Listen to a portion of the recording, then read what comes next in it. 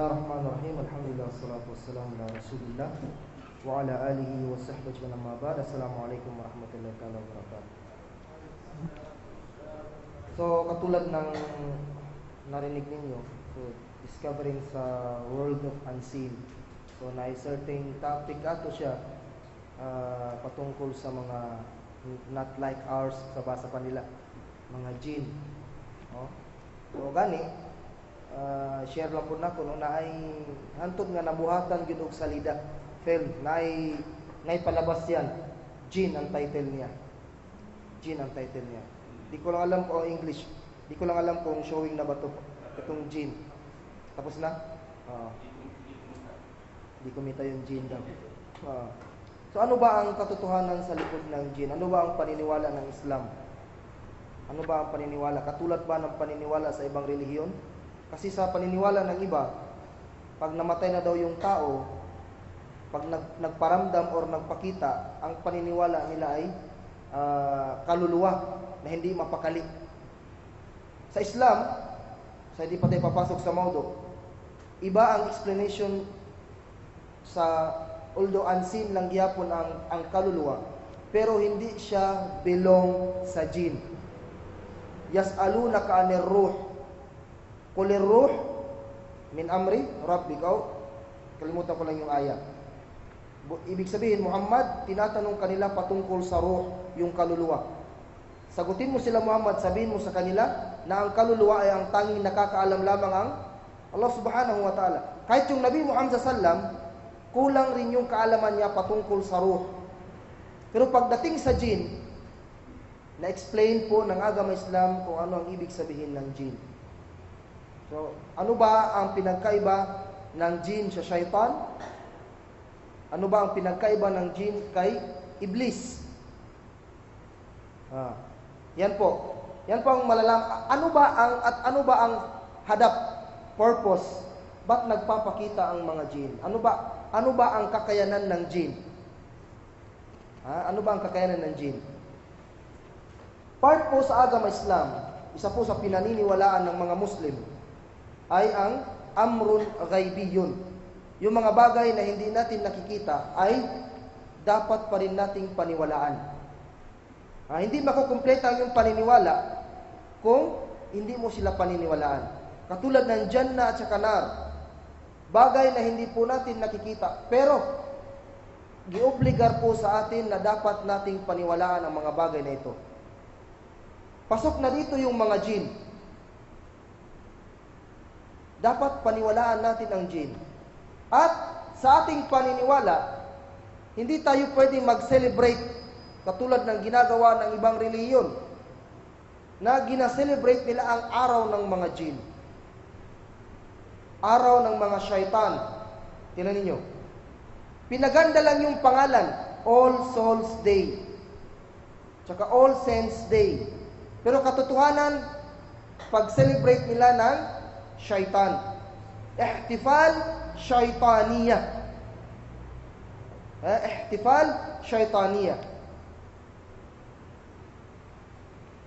Ano ba ang ibig sabihin ng jinn? Mula sa kalima na jim at saka nun. Jan. Jannah. Ya jinnu. Jannah ya jinnu. Al-jinn mufraduha jan. Yan ang singular ng jinn. Jan. Si jan. Yung lahat na nagpapangalan ng jan ay mga jinn pala sila. Jan. Jinn. So, samuhu jinnan, tinawag sila na jinn, listitarihim anil uyun. Ibig sabihin, tinawag sila na jinn dahil hindi sila nakikita ng ating mga mata. Yan ang ibig sabihin ng jinn. Tatlong bagay ang nilikha ng Allah subhanahu wa ta'ala dito sa mundo. Tatlo. Yung una, yung tao. Ang tao ay nilikha mula sa lupa. Pangalawa, al-malaika. Yung mga malaika naman, nilikha mula sa liwanag. Ang pangatlo ay jinn. Ang jin naman ay nilikha mula sa apoy. So, ibig sabihin, pag inintindi mo ng mabuti yun, saan nakapasok ang ruh? Wala dun. Wala dun sa tatlo. Kaya lang, ang pinag-iba ng tao, malaika at jin, talagang malaki ang pinagkaiba nila. Ang malaika, nilikha sila ng Allah subhanahu wa ta'ala upang sundin ang utos ng Allah. Kailanman hindi sila pwedeng sumuway sa utos ng Allah subhanahu wa ta'ala. Mga sundalo sila ng Allah subhanahu wa ta'ala. Mga sundalo. Mga sundalo sila ng Allah subhanahu wa ta'ala. Kailanman hindi nila pwedeng suwayin ang utos ng Allah subhanahu wa ta'ala. Unlike sa tao at saka jin. Ang tao may choice. Ganon din ang jin. Ganon din ang jin. Kung ang tao may mabuti at masama, ganon din ang jin. May mabuti at masama. Ganyan ang, kaya lang, ang pinag-iba ng jin sa atin, may kakayahan sila na hindi kaya gawin ng tao. Malalaman natin yan mamaya. May kaya silang gawin na hindi natin kayang gawin. At may kaya tayong gawin na hindi nila kayang gawin. Ganon din ang jin. Kaya lang, hindi natin sila nakikita. Hindi natin sila nakikita. Pero, mas marami ang bilang nila kaysa dami ng tao. Mas marami sila kaysa sa atin. Kahit saan, andun sila. Kahit dito sa loob ng room na ito, andito sila. Hindi lang natin sila nakikita. Yan po ang ibig sabihin ng jin. Yun ang dalil natin, ang mga jin po ay hindi malaika. Ang jin ay hindi malaika. Yan ang ibig sabihin ng jin. Ano ang ibig sabihin ng shaitan? Ta'rifu shaitan. As-shaitan,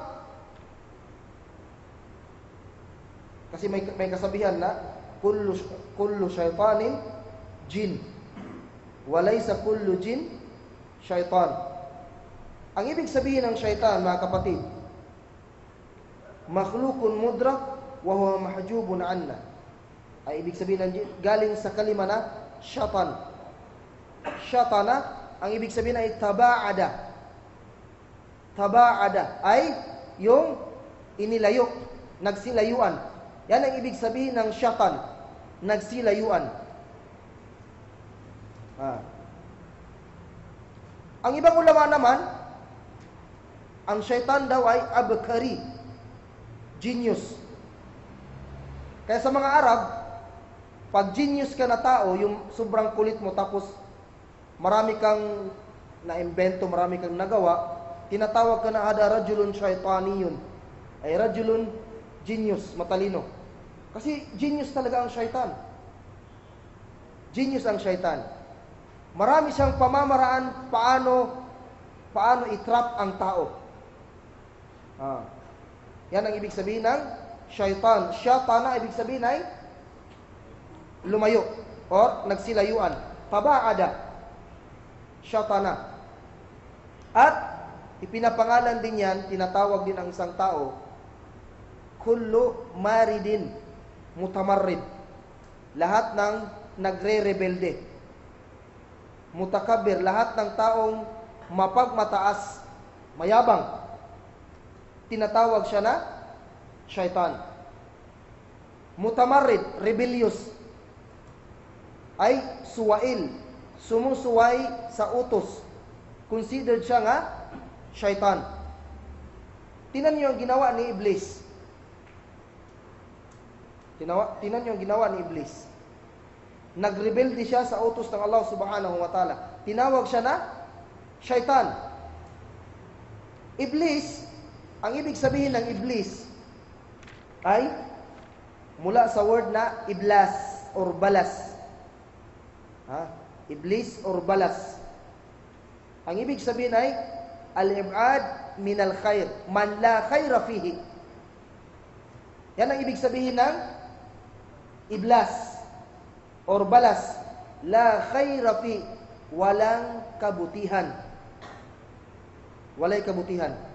Or kanang wala gid siya nabuhat nga kaayuhan. Mo na ginatawag na iblas. Al-iblis ay al-ibad anil khair. Iblas, al-ibad anil khair. Inilayo sa kabutihan. Kaya tinawag siya na iblis, pangalan yan. La'anahullah, iblis. Pinangalanan siya ng iblis dahil inalayo siya sa awa at kabutihan ng Allah subhanahu wa ta'ala. Pag tinawag siya na iblis, ibig sabihin, walang anumang kabutihan ang nasa kanya. Iblis, walang anumang kabutihan ang nasa kanya. Dahil inilayo siya ng Allah subhanahu wa ta'ala sa kanyang awa at pagmamahal. Kaya tinawag siya na iblis. Wal iblis, huwa syaitan alan. Si iblis, naging syaitan. Si iblis, naging syaitan. Kasi si iblis, hindi siya syaitan. Sa unang pagkalikha ni iblis, hindi siya syaitan. Belong siya sa, kumbaga yung syaitan, sifa, characteristics. Nakuha ninyo? Syaitan means characteristics yan. Si iblis, kana minal jin. Di ba sa Quran? Kana minal jin. Si iblis ay kasali sa mga jin. Fafasaka an amri rabbi. Sinuway niya ang utos ng kanyang tagapaglikha. Ano yung sinuway ni iblis? Nung inutusan niya ang malaika at ang jin na magpatira pa, magsujud. Kay Adam, fasajadul malaika illa iblis. Nagsujud ang lahat ng malaika except lang kay iblis. Fafasaka an amri rabbi. Yun ang sinuway ni iblis. Bakit? Ano ba yung sifat ni iblis? Kana minal jin si iblis. Fastakbar. Nagmayabang siya sa kanyang sarili. Nagmayabang siya. Ana khairun min. Mas mabuti ako sa kanya. Mas mainam ako sa kanya. Khalaqtahu min tin wa khalaqtani min nar. Nilikha mo siya mula sa lupa, samantalang ako, nilikha mo ako mula sa apoy. So yun ang dahilan na inilayo siya sa awa ng Allah subhanahu wa ta'ala dahil naging syaitan na si iblis. Naging syaitan. Andun na yung karakteristik ng syaitan sa kanya. Kaya lahat ng tao na magrebelde at sumuway, maging suwail sa utos ng Allah subhanahu wa ta'ala, huwag mo siyang tawaging iblis. Tawagin mo siyang syaitan. Nasa sa kanya yung karakteristik ng syaitan. Kasi pag tinawag mo siyang iblis, ibig sabihin, wala siyang kabutihan na ginawa buong buhay niya. Hindi naman pwede yan. Wal jin, naw'an. Dalawang klase ang jin. Jinnun salihun wa jinnun talih. Ibig sabihin, mabuting jin at masamang jin. Dalawa ang klaseng jin. Mabuti at saka masama. Kung may mu'min na jin, may kafir din na jin. Ano yung dalil niya na may mu'min? Yung nangyari sa panahon ni Nuh alayhis salam. Sa suratul Nuh. Yung may narinig sila na Quran, aya na binabasa. So, anong ginawa nila? Nag-Islam sila. So, yun ang isa sa mga dalil na may mu'min na mga jin. At sa panahon ng Nabi Muhammad sallallahu alaihi wasallam, nangyari din yun. Yung Laylatul Jin. Kung hindi ako magkamali, kasama niya si Ibnu Mas'ud atau si Ibnu Abbas. Ya Rasulullah, iftaqadnaka. Ya Rasulullah, hindi ka namin nakita buong gabi. Saan ka ba pumunta? Kaya lang may nakita kami na mga ilaw. Sinundan namin yun. Kaya lang, hindi ka namin nakita. Pagka umaga, tinanong nila ang Nabi Muhammad sallallahu. Sabi ng Nabi Muhammad sallallahu, may lumapit sa akin na mga jin. Nagpadakwa. Nagpadakwa yung mga jin. So dinawahan ko sila, yun, niyakap nila ang Islam. Ganoon din, katulad din ng mga tao. Kaya lang yung mga jin, may sarili silang mukha. Malalaman natin yan mamaya. May sarili silang mga mukha. May sarili silang mga tirahan. Saan ba namamalagi ang mga jin? At pangalawa, mga kapatid, huwag na huwag niyong hamunin ang mga jin. Huwag na huwag niyong hamunin ang mga jin. Huwag niyong sabihin na, magpakita ka, magsuntukan tayo. Subhanallah. Mas malalakas sila kaysa sa atin na mga tao. Na mas malakas sila. Yan ang sinabi natin na may kakayahan sila na hindi natin kayang gawin. Yun ang ta'rif ng jin, syaitan, at ng iblis. Taib. Mga asma, mga pangalan na nabanggit sa Quran patungkol sa mga syaitan. Ano ba ang mga pangalan nila? Isa na doon yung nabanggit yung syaitan, nabanggit doon ang pangalan ni iblis, pangalan ng jin, syaitan, ano pa? Tagut. Isa sa mga pangalan ng mga syaitan yun, ang tagut. Si Ifrit. Yung isa sa mga sundalo ni Nabi Sulaiman. Si Ifrit. Isa yun sa mga jin. Si Ifrit. Alam na natin kung saan nilikha ang jin. Ang importante, nilikha ang jin kasi may mga ikhtilaf, yung hindi pagkakaunawaan yung mga ulama kung saan daw ginawa ang jin. May nagsabi na pure apoy, yung sabi naman ng iba yung apoy na may halong usok. Yung iba naman yung pinaka first class na party ng apoy, yung pinakatuktok ng apoy. Iba kalis yun, pure yun. Doon daw nilikha. Ang importante, apoy pa rin.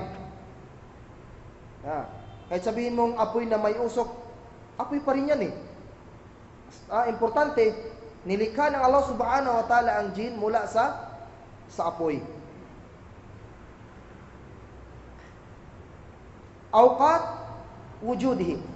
Okay, simulan na tayong papasok Saan ba mga oras na naroroon ang mga syaitan? O saan ba namamalagi ang mga syaitan? Mga lugar na namamalagi ang mga jin. Hindi lang syaitan, jin. Namamalagi ang mga jin, tirahan ng mga jin. Una, inda dukhul dhalam. Pag madilim na. Pag madilim. Diyan namamalagi ang mga jin. Yan ang tirahan ng mga jin. Yung mga madidilim na lugar. Kaya sabi ng Nabi Muhammad sallallahu alaihi wasallam, "Idha stajnaha tajnaha al-layl aw kana janaha al-layl fakuffu sibyanakum fa inna asy-syayatin tantashiru hina idhin fa idha dhahaba sa'atun min al-'isha fakhalluhum." Nakaigo ang atong mga katigulangan ani, yung mga ninuno natin. 'Di ba yung mga ninuno natin pagdating ng Maghrib, before Maghrib, anong ginagawa nila? Pinapapasok nila yung mga bata. Dili na siya tradisyon. Katuruan yan ng Islam. Klaro ang dalil. Idha stajnaha al-layl. Pag pumasok na daw yung dilim or yung gabi, fakuffu sibyanakum. Fakuffu, ibig sabihin, takpan ninyo ang iyong mga bata. Takpan ninyo ang iyong mga bata. Ang ibig sabihin, ipasok ninyo sa inyong mga bahay ang inyong mga bata. Huwag niyong pabayaan na naglalaro dyan sa labas ng bahay. Bakit? Anong dahilan? Fa inna asy-syayatin tantashiru hina idin. Diyan daw na mga oras, gumagala ang mga syaitan, yung mga jin. Karamihan na nakikita natin ang mga jin, hindi araw. gabi. Bainal maghrib wa isya. Qabla al-maghrib wa qubayla al-isya. Diyan na mga oras talagang nagpapakita ang mga jin. Gumagala sila diyan na mga oras. Fa idza dhaba sa'atun min al-isya.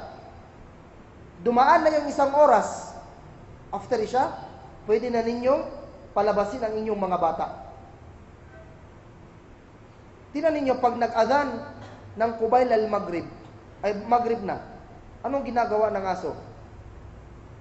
Ha? Iba yung tahol. Yung parang, gumaganon. Sa hadith, pag nakarinig kayo ng ganong tunog ng aso o yung tuno niya, tasta'id billah, magpakupkup kayo sa Allah subhanahu wa ta'ala dahil fa'innahu ra'a syaitanan. Dahil nakakita siya ng syaitan. Yung hikmah na hindi tayo pwedeng magsambayang sa mga oras na yun, yung ba'dal fajar, yung paakyat pa lang yung araw, at saka yung palubog pa lang yung araw. Anong hikmah doon? Li'annahu tatlo wa tagrub ala qarni syaitan. Tingnan ninyo. Dahil sumisikat siya at lumulubog siya sa pagitan ng dalawang sungay ng syaitan. Dahil dyan na mga oras, gumagala ang mga jin. Gumagala yung mga syaitan na mga jin. Ha? Gumagala yung mga syaitan na mga jin. Inda dhalam. Isa rin sa mga hadith ng Rasul sallallahu alaihi wasallam, pag papasok kayo sa mga gubat, mga lugar na madidilim, or tanzilu na wadiyan, or bababa kayo ng mga bangin, anong order ng Nabi Muhammad sallallahu alaihi wasallam sa atin? Tasta'id billah. Mag-isti'ada kayo mula sa syaitan. Humingi kayo ng tulong o magpakupkup kayo sa Allah subhanahu wa ta'ala. Ibig sabihin, pagpapasok kayo sa mga madidilim, sabihin ninyo, a'udhu billah minash shaitanir rajim. Wala na yung tabiya ha? Wala yun, wala. Tabi, yung pasintabi po, dadaan po kami. Hindi ganon. Wala yun sa Islam, wala. Innama taqul a'udhu billahi minash shaitanir rajim. At wag ninyong talagang hamunin ang syaitan. Ikhwan, wag kayong magpakitang gilas. Hindi kasi Umar bin Khattab radhiyallahu anhu. Hindi tayo si Umar na kaya niyang hawakan ang jin. Sa sobrang lakas ni Umar, kaya niyang pigilan ang syaitan, ang jin. Sa sobrang lakas ng iman ni Umar bin Khattab, kung saan siya dumadaan, hindi sumusunod. Hindi tinatahak ng jin yung daan na dinadaanan ni Umar. Natatakot sila kay Umar. Hindi rin tayo si Imam Ahmad bin Hanbal. Tsinelas pa lang, tumakbo na ang jin. Tsinelas lang ni Imam Ahmad. Sa sobrang lakas ng mga iman nila, pati jin natatakot. Malalaman natin kung ano yung wikaya, prevention natin mula sa mga jin. Pangalawa, na naroroon ang mga jin, indal ghadab. Pag nagagalit ang isang tao, doon musakay ang jin, ang yawa diya, ang syaitan. Pag nagagalit tayo. Bakit? Dahil sa hadith ng Rasul sallallahu alaihi wasallam, yung syaitan yajri majra nakalimutan ko yung hadith. Majra dam libni Adam, o kama kala Nabi Muhammad sallallahu alaihi wasallam. Yung syaitan daw dumadaloy sa ugat na dinadaluyan ng ating mga dugo sa katawan ng tao, except lang sa Nabi Muhammad sallallahu alaihi wasallam. Dahil tinanggal yun ni Jibril alayhi salam. Yung, kung di ako magkamali, nung nasa 6 years old pa yata siya. 6 years old. Tinanggal ni Jibril alayhi salam yung syaitan na dumadaloy sa ating mga dugo. Pero tayong mga tao, dumadaloy ang jin sa ating katawan. Yung syaitan. Pag nagalit ang isang tao, wala na. Syaitan na ang dumadaloy. Andun na yung sifat ng syaitan sa kanya. Kaya, sabi ng mga ulama, mainam daw, pag nagalit ka, tasta'id billah. Pag hindi na kaya, kung nakatayo ka, umupo ka. Or kabaliktaran, kung nakaupo ka, tumayo ka. Yung iba naman, sabi ng mga ulama, magwudu ka, mag-ablusyon ka. Pag hindi pa talaga kaya, lumabas ka na ng bahay. Lalong-lalo na pa yung kalaban mo, yung asawa mo. Di ba? Gawas na sa bahay. Lumabas ka na sa bahay. Dahil pag hindi ka pa lumabas, sigurado ang aabutin niya kung hindi sampal, suntok. Dahil syaitan na ang may dala sa kanya. Yun ang sinabi ng mga ulama. Kaya, sabi ng Rasul sallallahu alaihi wasallam, nung tinanong siya ng isang lalaki, hindi alam ng Nabi, na yung lalaki na pala yun, yung nagtatanong sa kanya, palaging nagagalit. Tinan yung hikmah ng Nabi. Ya Rasulullah, awsini. Ya Rasulullah, bigyan mo ako ng advice. Anong sinabi ng Nabi? La tagdab. Faraddada miraran, la tagdab. Huwag kang magalit. At inulit-ulit pa ng Nabi, huwag kang magalit. Pero hindi alam ng Nabi na yun na lalaki ay palaging nagagalit. Ibig sabihin, i-practice mo sa sarili mo na hindi ka magagalit kaagad. Dahil gawain ng syaitan yan. Pag nagalit ka, hindi mo na alam yung ginagawa mo minsan. Okay, iwasan. Dahil andun yung mga syaitan. Pangatlo, andun yung syaitan, inda ittiba'is subul ghayra al-islamiyah. Pag sinunod mo yung ibang daan liban sa daan ng agama Islam. Pag sinunod mo yung mga ibang daan liban sa daan ng agama Islam. Pag sinunod mo yun, sigurado andun yung syaitan. Yung nabanggit natin yung hadith, yung khattala na Rasul sallallahu alaihi wasallam khattan, yung naghugis ang Nabi Muhammad sallallahu alaihi wasallam ng malaking linya sa gitna.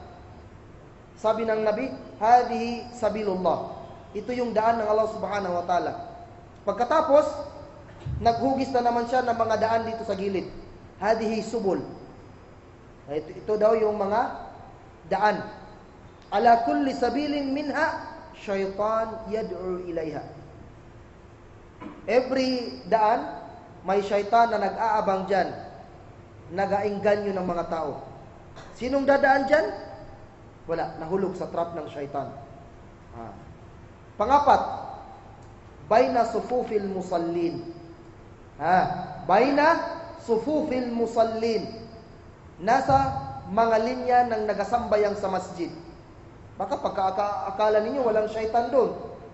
May mga syaitan sa loob may jin sa loob ng masjid. Saan? Nasa linya. Anong hikmah? Bakit dapat nagkadikit yung ating mga paa, yung ating mga balikat? Yun ang hikmah doon. Pag may bakante man, kahit isang dangkal lang, na hindi dumikit yung mga paa, ang tatayo doon, ang mga jin, syaitan. Kaya kailangan nakadikit yung ating mga paa sa pagsambayan. Nakadikit yung ating mga paa at saka yung ating mga balikat.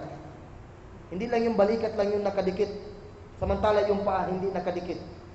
Andun yung syaitan pa rin. Kaya importante sa saf. Hindi lang yan tatayo ka. Kundi, pag nakatayo, kailangan idikit mo yung mga daliri ng inyong mga paa. Para hindi makasaf yung mga syaitan. Hindi makasaf yung mga jin. Ainda at-tata'ub. Ito. Ainda at-tata'ub. Pag naghikab yung tao. Hikab, nanguyab.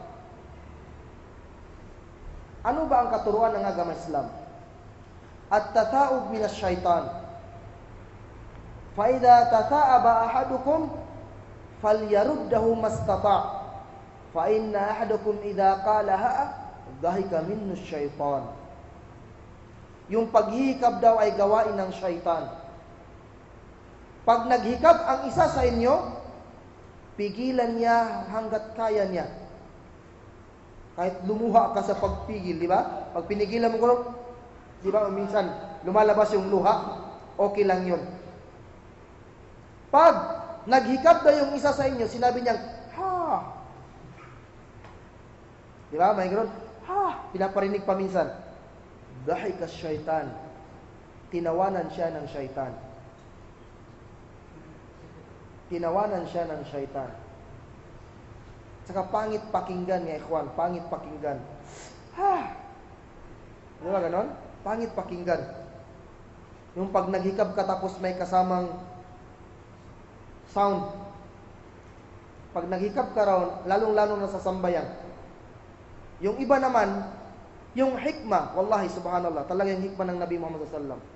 Dito ko nalaman na kapag naghikab ka, dalawang bagay ang gawin mo. Pigilan mo or takpan mo ang iyong bibig. Maraming naghikab, uy, bro, ang dami palang sira ng ngipin mo. Di ba? Pangalawa naman, pangit tingnan. Pangit tingnan pag naghikab ka sa maraming tao na open wide ang bibig nimo. Pangit tingnan, bro. Nakakasira ng iyong pagkatao. Ang ganda ng pananamit, pero paghikab, di ba? Pangit tingnan. Pangalawa, subhanallah, talagang hikmah ng Nabi. May kapitbahay kami, share ko lang. Naghikab siya. Anong nangyari sa kanya? Naglock ang kanyang jaw. Hindi na makabalik. Subhanallah. Naglock. Sabi ko, subhanallah. Kaya, nung nalaman ko, sinabi ko sa kanila, subhanallah yung hikmah ng Nabi. Pag naghikab ka, pigilan mo. Lahat ng makakaya mo, pigilan mo. Kung maghikab ka man, takpan mo yung bibig mo. Kasi pag tinakpan mo, limited lang yung bukas ng bibig mo. Samantala, pag hindi mo tinakpan, para kang buhaya na naghihintay ng langaw. Di ba? Open wide kaayo. Subhanallah, sabi ko, subhanallah. Yun pala yung hikmah ng Nabi Muhammad SAW. Kasi sabi ng mga ulama, may ibang hadith din, pag naghikab ka, pumapasok yung syaitan. Pumapasok yung syaitan. Tingnan ninyo, di ba nasubukan ninyo, na pag hindi ninyo pinigilan yung paghikab, o kaya hindi nyo tinakpan yung bibig ninyo, anong nangyayari? Consecutive na yung paghikab ninyo. Tapos inaantok na kayo. Gawain yun ng syaitan. Pero pag pinigilan ninyo, mawawala na yun. Mawawala yun. Panganim, ainda syubuhat. Ano yung syaitan sa mga syubuhat? Yung syubuhat, yung hindi mo alam kung halal ba o haram. Andun yung syaitan. Diyan expert ang syaitan. Diyan expert ang syaitan sa mga syubuhat. Sasabihin sa'yo, bro, tama yan bro, halal yan, gawin mo yan. So gagawin ng tao. So nahulog siya sa trap ng syaitan. Pampito, indal khamri wal maisir wa abadat ghairillah. Andun ang syaitan sa mga alak. Yung umiinom ng alak, sa sugal, at yung sumasampalatay or sumasamba ng mga rimulto, yung Diyos-Diyosan. Andun yung syaitan. Andun yung mga jin. So iwasan natin yung mga tirahan ng mga syaitan. Yun, awkat yun na awkat. Oras. Saan kalimitan nag-istambay ang mga jin, yung mga syaitan? Unang-una, yung Baitul Kharab. Or, yung bahay na, may pangwalo pa pala dito. Mamaya na, may pangwalo. Last, yung awkat. Oras na andun yung mga syaitan. Ainda dukhulil bait wa inda ta'am. Sa time na papasok ka sa bahay at time na kakain ka. Dito clear ang mga hadith. Clear ang hadith. Sabi ng hadith ng Rasul sallallahu alaihi wasallam, "Idza dakhala ar-rajul baytahu fa dhakara Allah 'inda dukhulihi wa 'inda ta'amihi, qala syaitan la mabita lakum wa la 'asha'a lakum." Wa idza dakhala lam yadhkurillah 'inda dukhulihi qala syaitan adraktukumul mabit. Wa idza lam yadhkurillah 'inda at-ta'am qala adraktukumul 'asha. Pagpapasok daw ang isang lalaki sa kanyang bahay, pagkatapos nakapagdua siya, naalala niya ang Allah subhanahu wa ta'ala, pagpasok at sa pagkain niya, sabi ng syaitan, hindi ko kayo masasamahan sa inyong pagtulog at saka sa inyong pagkain. Pag nakalimutan daw ng isang lalaki yung pagdua, nung papasok siya sa bahay saka sa oras na kakain sila, sabi ng syaitan, naabutan ko kayo. Kaya sekreto ng bahay na maraming mga jin, hindi sila nagadua pagpapasok sa bahay. Yan ang dahilan bakit sa loob ng bahay sabi, Ustad, grabe man yung bahay namin. May naririnig kami na nabibiyak yung plato, hinihila yung upuan. Kaya unang tanong ko sa kanya, nagadua ka ba pagpapasok sa bahay? Hindi, magdua ka. Kasi sa ibang hadith, pag nakadua daw yung lalaki, papasok sa bahay, maiiwan ang syaitan, ang jin sa labas ng bahay at yabki, iiyak. Totoo yan, may hadith. Umiiyak ang jin. Umiyak ang jin. Lalong-lalo na sa pagkain. Pag hindi ka nagbismillah, anong ginagawa ng syaitan, ng jin? According sa hadith, tumutungtong sila sa pagkain mo. Pag hindi ka nagbismillah, nakain mo ang jin sa loob. Kaya yan minsan ang dahilan na sumasakit yung tiyan mo, sumasakit ganito. Dahil nakain mo ang jin. Nakain mo ang syaitan. Sabi ng hadith, pag nagbismillah ka, zakarta ismallah, nabanggit mo ang pangalan ng Allah subhanahu wa ta'ala, sa pagsubo mo, tumatalo ng syaitan at umiiyak. Yan ang mga hadith. Kaya yan ang dahilan bakit may mga jin sa loob ng bahay. Yan ang unang tanong ko. Tanungin ninyo, pag may nagreklamo sa inyo na kapatid ninyo, bro, maraming jin sa loob ng bahay. Unang tanong, nagadua ka ba? Magsabi, nagadua. Pangalawa, nagbabasa ka ba ng Quran sa loob ng bahay? Yan. Sa hadith ng Rasul sallallahu alaihi wasallam, yung bahay daw na walang Quran, na naririnig, walang nagbabasa, kahit cellphone, walang nakaplay na Quran, kalbaytil kharab. Para siyang sira na bahay. Para siyang haunted house.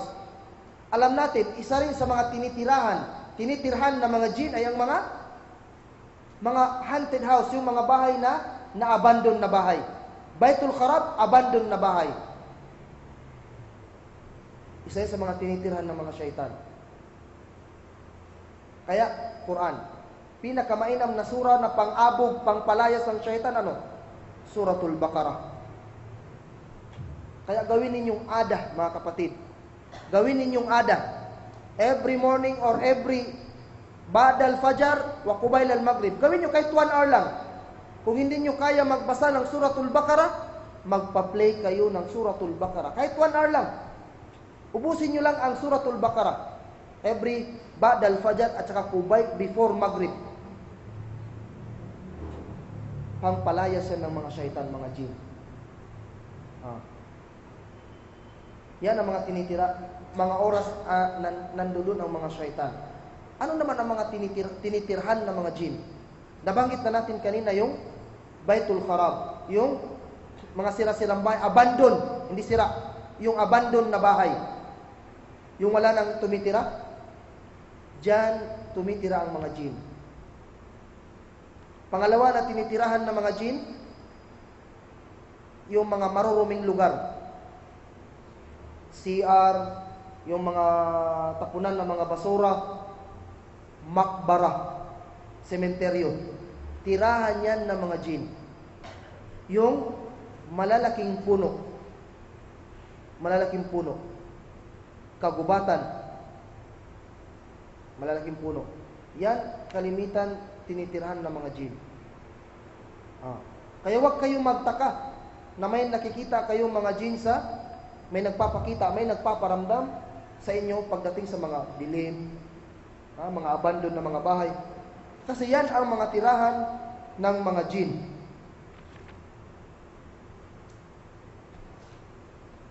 Yung majlis ng jin, yung namamalagi ang jin, majlis yung istambayan ba? Yung kanina tirahan, yung ano lang, istambayan lang. Kumbaga sa atin, may bahay tayo pero may nata istambayan nga purok. May bahay natin yan, tinitirahan natin yan. Pero may purok tayo. Ganon din ang mga jin. Naa sila'y purok-purok. Ano yung purok ng jin? Ano yung tinatambayan? Majlis nila. Yung palagi nilang ginastambayan. Asyayatin tuhibbul julus bayna dhilli wasyams. Paboritong tambayan ng mga jin, yung pagitan ng dilim at liwanag. Paboritong tambayan ng mga jin. Ibig sabihin, pag maliwanag, walang jin masyado. Sobrang dilim, grabe ang jin. Tirahan nila. Nagimbala mo sila. Then, yung tambayan nila, pagitan ng madilim at saka may liwanag. Yung, sabi ng ibang mga ulama, yung tahtas syajara. Yung takip silim, lalong-lalo na yung sa mga ilalim ng mga puno kasi yung araw doon, di ba? Kaya karamihan ng mga nasasaniban galing sa ilalim ng puno. Kasi doon mga istambayan ng syaitan. Pero tinuruan tayo ng Nabi Muhammad sallallahu alaihi wasallam. Isa rin pala, para hindi ka magimbala ng jin, hindi mapasok ng jin ang iyong bahay, isa rin sa mga tinatanong ko, memorize mo ba ang Ayatul Kursi before matulog? Ano yung mga sekreto diya?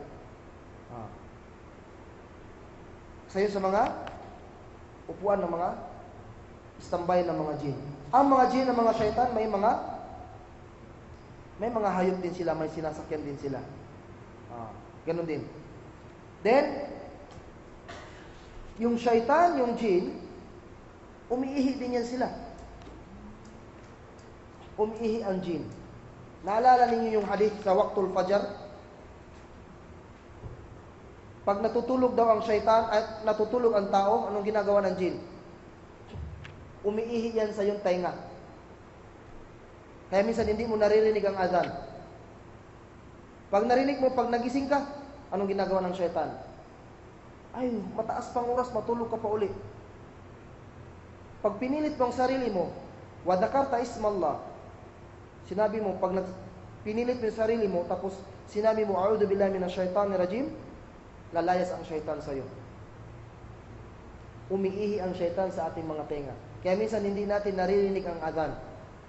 Minsan nakakagising tayo ng Fajr, 5:30, 6 o'clock, 7 o'clock, 8 o'clock. Dahil napuno na ng ihi ang ating mga tenga. Ihi yun ng syaitan. Wa amma a'mar, baka may magtanong mamaya, Ustad, ano ba ang a'mar? Edad ng syaitan. Ano ba? Although walang nabanggit sa Quran or sa hadith na may exact na age, edad ang syaitan, wala. Kaya lang, mas mahaba ang buhay nila kaysa sa tao. Mas mahaba ang buhay nila kaysa sa tao. Katulad na lang ni Iblis. Si Iblis ang isa rin sa mga matagal mamatay hanggang Yaumul Qiyamah. Isa yan. Ano ba ang hikmah? Hikmah. Bakit nilikha ng Allah subhanahu wa ta'ala ang jin? Una, idhar kamal qudratillah. Pagpapakita ng kakayahan ng Allah subhanahu wa ta'ala na kaya niyang gawin ang lahat. Baka may magtanong sa inyo, bakit ginawa ng Allah ang mga jin? Idhar, pagpapakita ng kakayahan ng Allah subhanahu wa ta'ala. Pangalawa, qudratullah fi khalqi syaitan minan nar wa ta'dhibuhu minha. Pagpapakita na kayang likhain ng Allah subhanahu wa ta'ala ang syaitan mula sa apoy at paparusahan din niya mula sa apoy. Ah. Yung panghuli, yung pangatlo, na hikmah, wisdom, bakit ginawa or nilikha ng Allah subhanahu wa ta'ala ang jin? Tawliyatul mujrimin. Upang maging protector ng mga masasamang tao. Sila yung maging protector ng mga masasamang tao. Ah.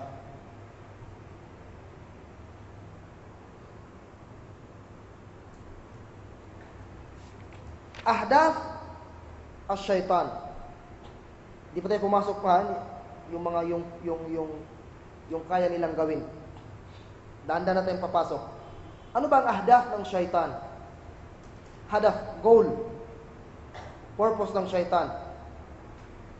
Da'watuhu ila dhunub wal ma'asi. Panghihikayat sa paggawa ng kasalanan at pagsuway. Yan ang isa sa mga goal ng syaitan. Hikayatin ang tao na gumawa ng kasalanan at gumawa ng mga kahilayan. Diyan expert ang syaitan. Pangalawa, da'watuhu ila syirk wal kufur. Hinihikayat niya ang tao na mag-shirk at mag-kafir sa Allah subhanahu wa ta'ala. Naalala ninyo yung aya? Yung ginasulsulan niya ang tao na ukfur. Falamma kafar, ano sinabi ng syaitan? Inni bari'un mink. Sulsulan niya ang tao na mag-kafir ka. Pag kafir ng tao, anong ginawa ng syaitan? Inni bari'un mink. Sabi niya, inosente na ako sa ginawa mo. Ang ibig sabihin dito mga kapatid, nananabla ang syaitan. Ayaw ng syaitan na sila lamang ang makapasok sa impyerno. Ayaw ng syaitan na sila lamang. Isa sa mga hadaf nila, da'watu ila sa'ir. Ay, hinihikayat niya ang tao na, papasok sa impyerno. Yun nga, ayaw ng syaitan na sila lamang ang gusto makapasok sa impyerno. Manabla ang syaitan. Sabi ng syaitan, ay, dili lang kami ang gustong papasok, dapat pati rin kayong mga tao. Yun ang mga hadaf ng syaitan. Asalib wa makaiduhu. Pamamaraan, ito na. Pamamaraan kung paano sinasaktan ng syaitan ang mga tao.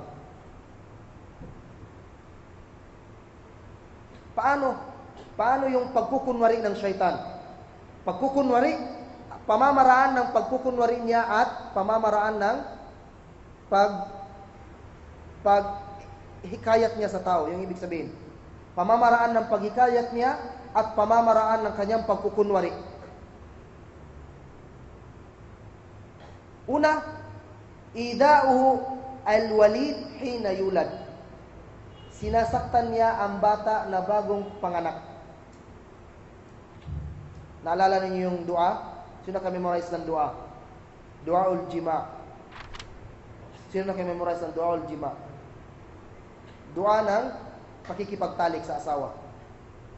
Ano yung dua? Sino naka-memorize ng dua?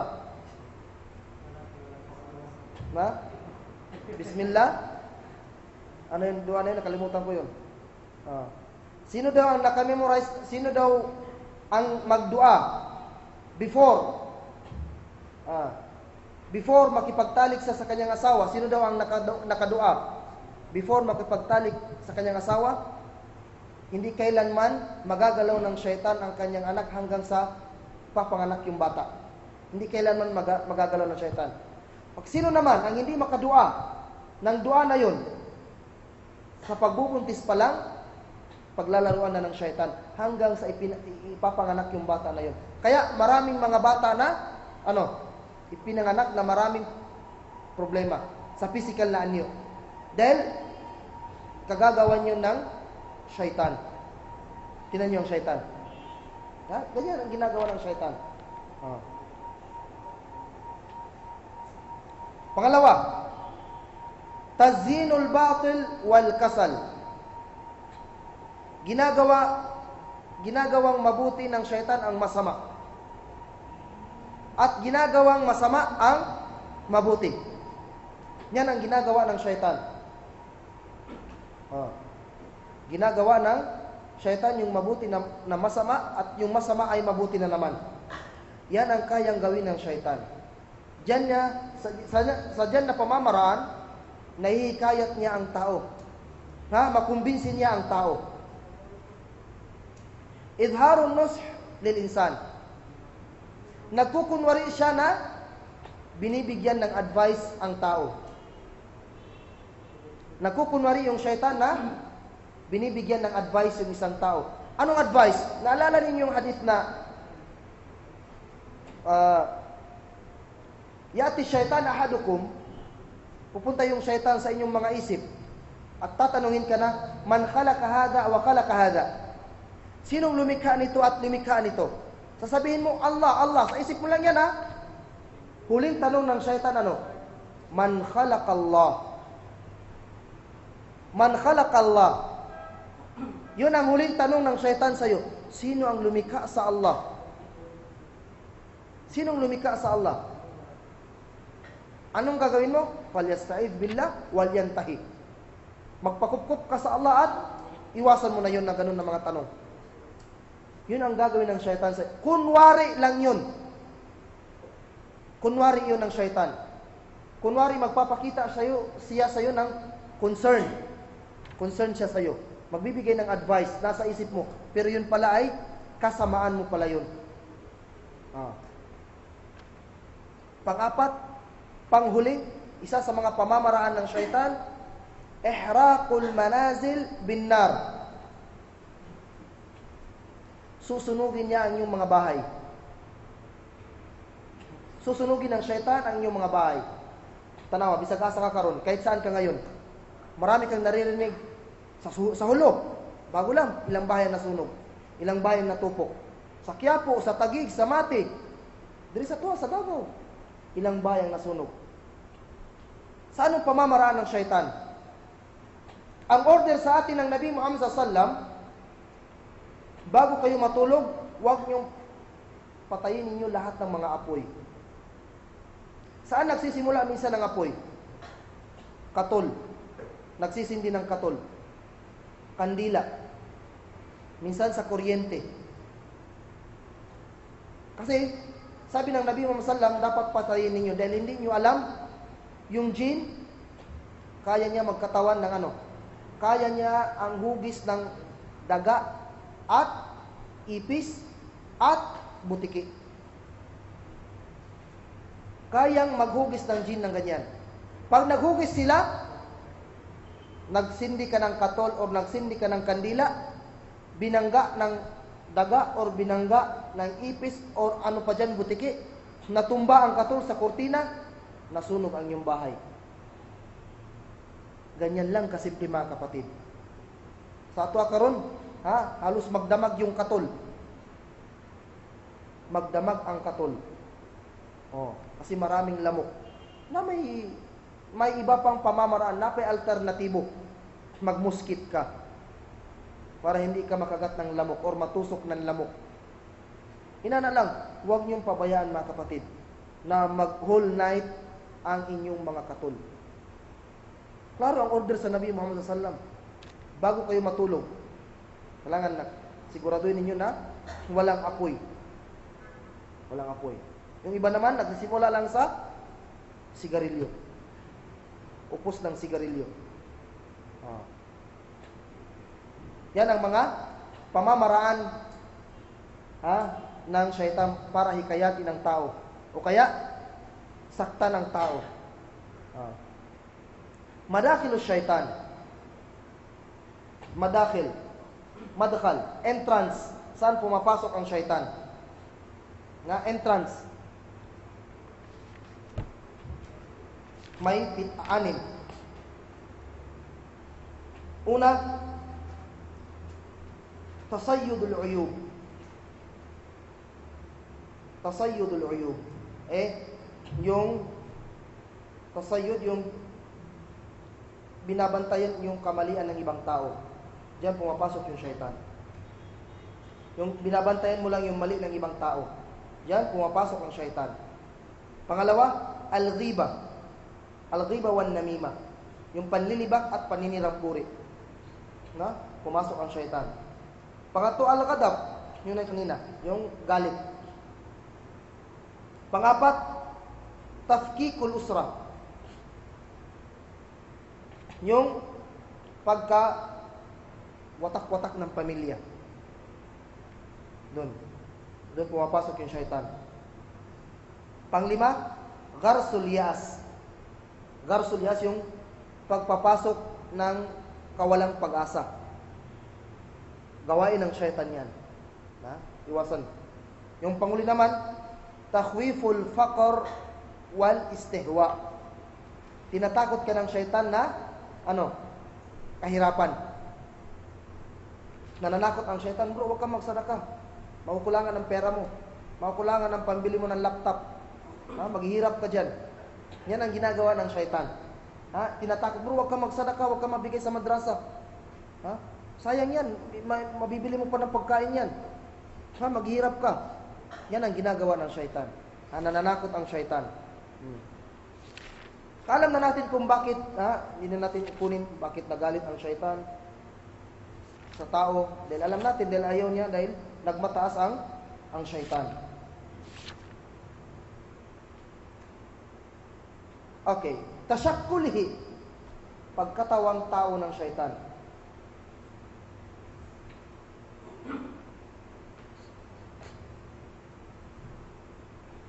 So, kaya ng jin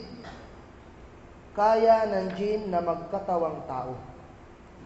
Ganon din ang malaika. Kaya ng malaika na magkatawang tao. Pero yung tao, hindi kailanman kayang magkatawang malaika at magkatawang jin. Ilagay niyo sa mga isip ninyo yan. Hindi talaga kailanman. Kaya, yan ang pangontra natin sa mga ibang reliyon. Na hindi kailanman si Jesus ay magkatawang Diyos. Hindi kailanman. Pero ang malaika, kaya nilang magkatawang tao. Ganon din ang mga jin. Ang malaika, marami na tayong narinig. Yung si Jibril alayhisalam, nagkatawang tao. Diba? Yung sa Gharul Hira. Hindi lang sa Gharul Hira. Saan siya nagkatawang tao pa?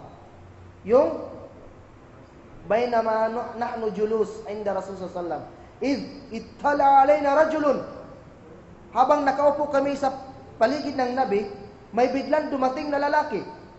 Shadid sawadur sha'r, shadid bayad thiyab, la yura minhu athar as-safar. Sobrang itim ng buhok, sobrang puti ng kanyang damit, at hindi mo makikita na may bakas sa kanya ang traveler. Kasi pag traveler ka, grabe yung alikabok ng buhok mo at saka yung damit. Magiging dirty white ang thawb mo na puti. Color kanang abuhon daw. Kanang kulay gatas daw. Kanang abo. Saka yung buhok mo parang matitigas. Nung sabi niya, hindi namin, wala talaga. Tinatanong niya ang Nabi, Ya Muhammad, mal-Islam. Tapos nagtataka kami, sabi niya, totoo ka. Dahil sinasabi niya sa Nabi, sadakta. Tama ka. Nagtataka kami. Mal-iman. Sabi niya, tama ka na naman. Mal-ihsan. Pagkaalis ng lalaki, sabi ng Nabi, atadruna man hada? Alam niyo ba kung sino yung dumating kanina? Sabi ng mga sahabat, Allahu wa Rasuluhu a'lam. Hada Jibril yu'allimukum an dinikum. Siya si Jibril. Dili Jibril na kan, ha?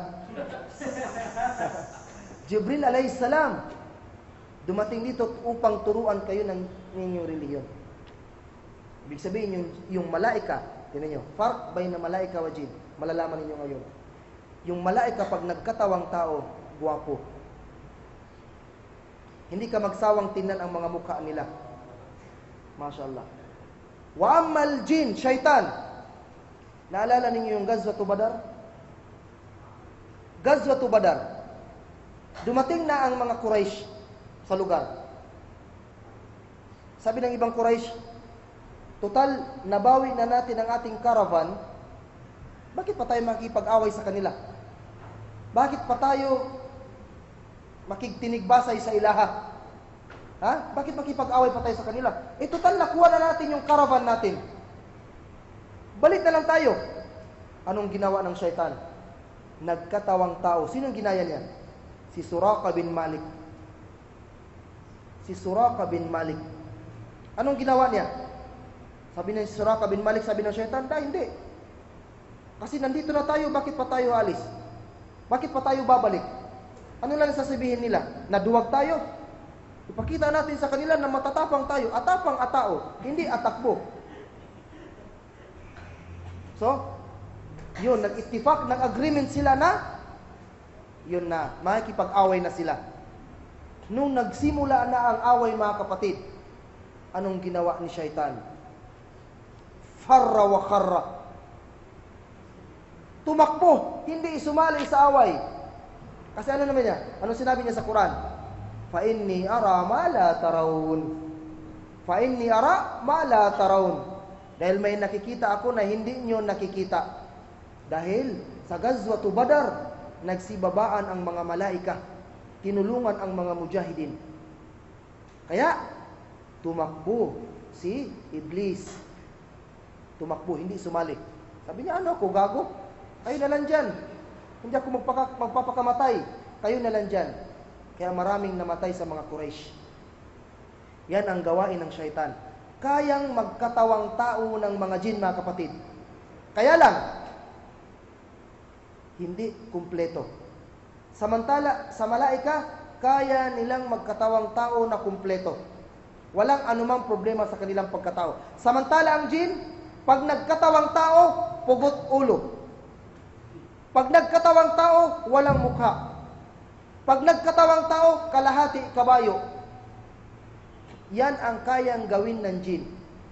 Kaya nilang magkatawang tao, pero hindi kumpleto. Ang malaika, kaya nilang magkatawang tao sa mahabang oras. Samantala ang jin, kaya nila magkatawang tao sa maikling oras. Segundo lang. Bumabalik sila kaagad sa tunay nilang anyo. Sabi ng Nabi Muhammad SAW sa mga sahabat, kung makikita lang ninyo ang tunay na anyo ng mga jin, 100% siguradong tatakbo kayo. Dahil iba-iba ang forma ng kanilang mga mukha.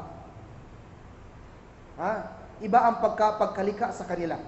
Tingnan niyo ang forma ng apoy. Tingnan niyo na ng base yung apoy. Uno direction ang forma ng apoy, di ba? Ganon din ang forma ng mga jin. Tingnan niyo. Kaya talagang nakakatakot ang tunay na anyo ng jin. Kung natatakot ka sa pugot ulo, mas lalong matatakot ka sa tunay na anyo ng jin pag nagpakita sa iyo. Yan ang kakayahan ng jin na hindi kayang gawin ng tao. Sige daw, subukan mo raw magpapugot ng ulo at maglakad ka. Hindi mo kaya yan. Pero ang jin, kaya nila. Kaya nilang magkatawang tao. Hindi lang katawang tao ang kaya nilang gawin. Kaya din nilang mag-anyong hayop. Kalimitan na ginagaya ng mga jin, 3 hayop. 3 hayop ang kaya nilang kalimitan, yung karamihan na nakikita natin. Una, ala suratil hayya. Ahas.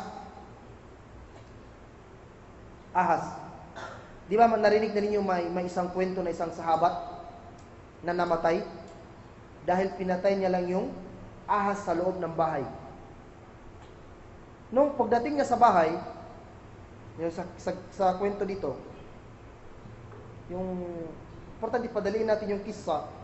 Pagdating niya sa bahay, may nakita siyang malaking ahas sa higaan nila. May nakita siyang ahas. Ang ginawa ng lalaki na yun, yung sahabat na yun, kumuha ng ruh, yung anong tawag doon? Yung budyak bangkaw. Bangkaw. Kinuha niya yun. Ang ginawa niya, pinatay niya kaagad. Pagkapatay, sabi ng mga sahabat, hindi namin alam ya Rasulullah, ayyuhum asra mautan. Hindi namin alam kung sinong naunang namatay, yung lalaki or yung ahas. Ibig sabihin pala, sa hadith ng Rasul sallam, yung ahas na yun na pumasok sa bahay niya ay hindi tunay na ahas. Jin na nagkatawang ahas. Sabi ng mga ulama, pag may nakita kayong hayop na pumasok sa iyong bahay, lalong-lalo na ahas, or pusa, or daga, huwag ninyong patayin kaagad. Kausapin nyo muna. Sabihin mo, lumabas ka sa bahay na ito. Pag hindi ka lalabas, alam mo na ang mangyayari sa'yo. Susunugin kita ng Quran o kaya papatayin kita. Sabi ng Nabi Muhammad SAW, pag hindi lumabas, sa loob ng 3 days, andun pa rin sa loob, patayin nyo na. Pero pag lumabas, ibig sabihin, not like ours yun, na nagkatawang hayop. Not like ours yun. Huwag nyo kaagad patayin. Kasi pag pinatay nyo, gaganti yun sa'yo. Yan ang pananaw ng agama Islam sa mga jinn. Hindi yun multo na gumagala. Hindi yan multo na gumagala. Or hindi yan kaluluwa na hindi mapakali. Hindi yan kaluluwa. Totoong may multo. Totoong may multo. Pero hindi pala yun kaluluwa na gumagala. Hindi yun kaluluwa. Totoong mga not like ours yun. Kaya lang hindi natin sila nakikita. Diyan na sila namamalagi. Pangalawa, ala suratil kalb al-aswad. Itim na aso. Itim na aso. O kaya, ala surati qittin aswad. O kaya yung kulay itim na pusa. Puros itim ang paborito ng mga jinn. Itim ang paborito nila. Wa amma malaika, puti. Baliktad sila. Wa amma jinn, itim. Yan ang paboritong kulay ng mga itim. Ay ng mga jinn. Palagi silang nagkatawang hayop na itim. Kaya ipinag-uutos ng Nabi Muhammad SAW, pag nakakita kayo ng itim na aso, faktulu. Fa innahu syaitan. Tingnan niyo. Order ng Nabi Muhammad SAW, pag nakakita daw kayo ng itim na aso, patayin ninyo. Dahil syaitan. So yan ang kayang gawin ng jinn. Na hindi natin kayang gawin. Sige Dabi, kaya ba ng tao magkatawang aso? Hindi. Pero ang jinn, kaya nila magkatawang tao. Kaya nila magkatawang hayop. Kaya lang, yung mga nakikita natin sa TV, over kuan na kayo na siya. Sobraan na kayo. Grabe yung pagkamalikhain ng mga utak nila. Hindi naman ganun. Hindi naman ganun. At hindi kayang ng jinn na hahawak pa ng espada at makikipag patay sa'yo ng ganun. Hindi. Hindi kayang gawin ng jinn yun. Wasail idaihi. Paano pamamaraan ng pagpapasakit ng syaitan, ng jinn sa tao? Paano sinasaktan ng jinn ang tao? May 5 bagay paano sinasaktan ng jinn ang tao. Una, ang tariqil kahana wal munajjimin. Sa pamamaraan ng paglapit sa manghuhula.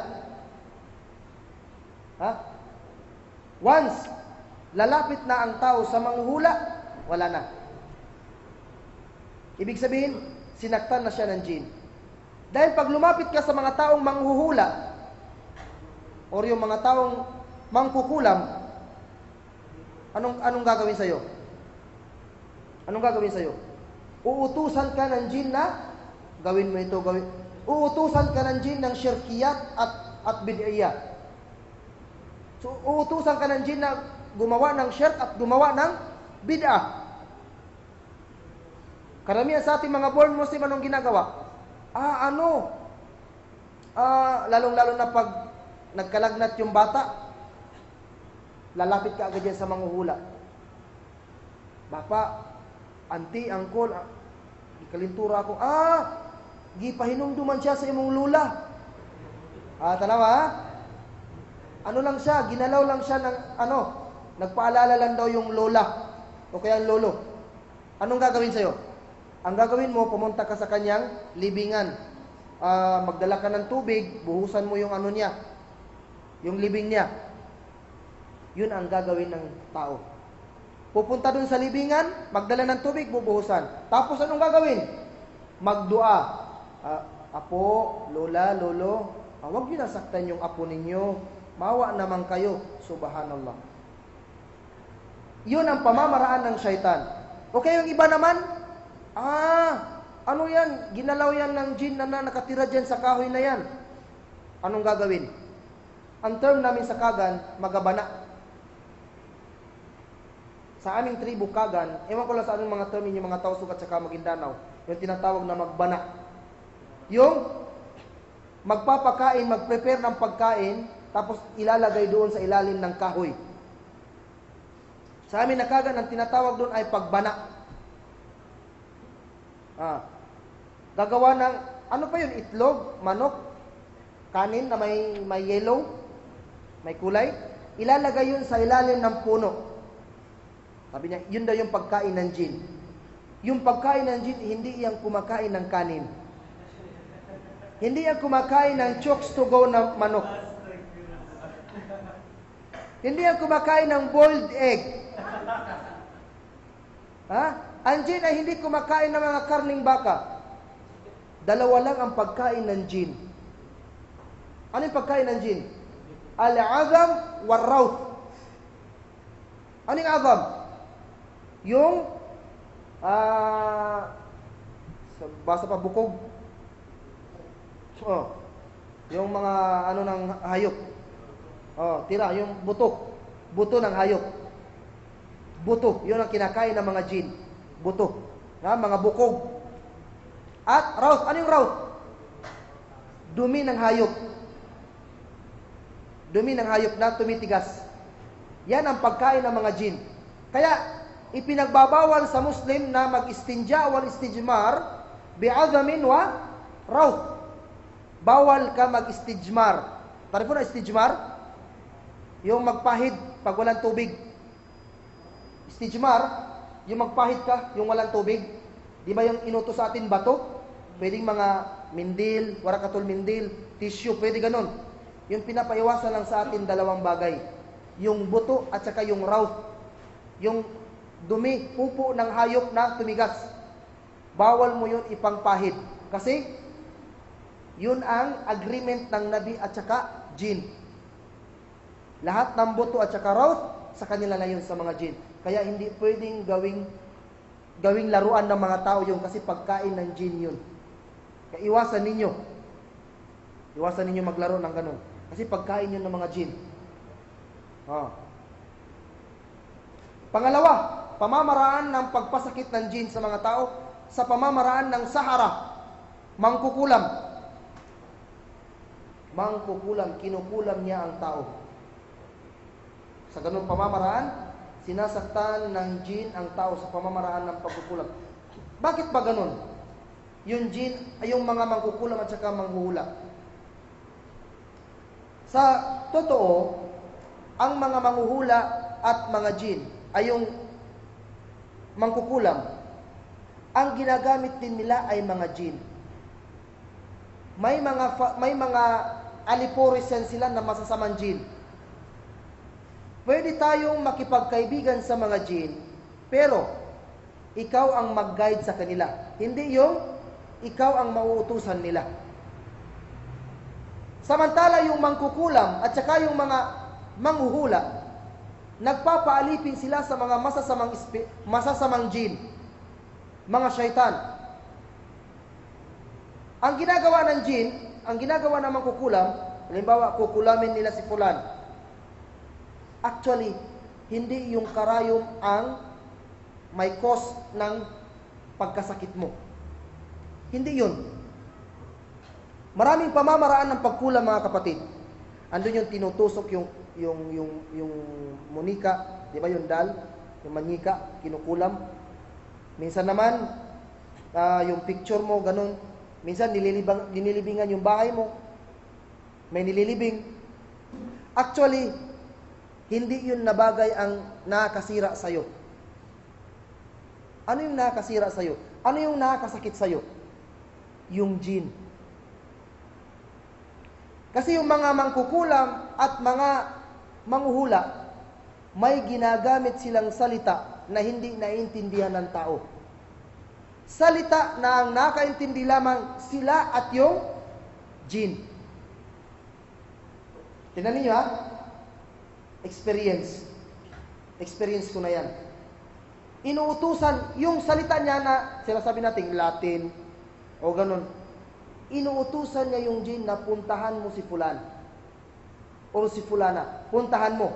Halimbawa, yung manyika, saan niya tinusok yung karayom? Tinusok niya dito sa puso. Yung jinn, pupunta yon, papasok sa loob ng tao.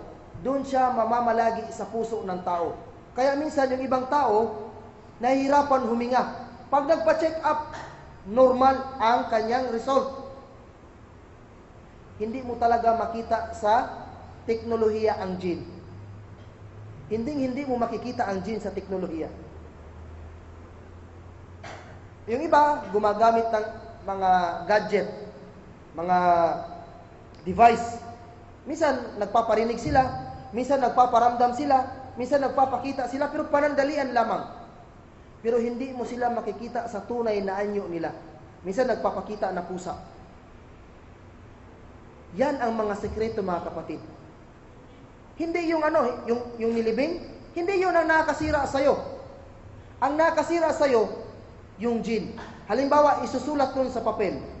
Kailangan magkasakit silang lahat. Ililibing yun sa loob, sa bahay mo.